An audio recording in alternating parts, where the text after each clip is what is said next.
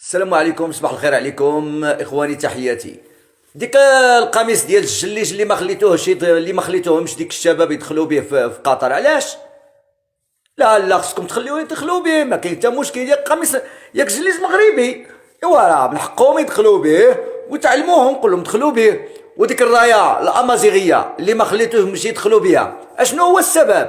بان السبب هو القميص، القميص ديال الجليج. حنا عارفين بان ديك الرايه بغيتو زعما تسويو بيناتهم.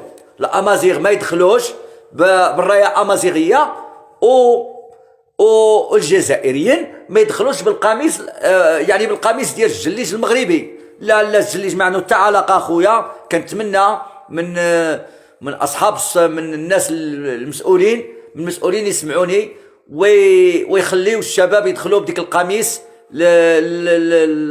يتفرجوا، يدخلوا بالقميص.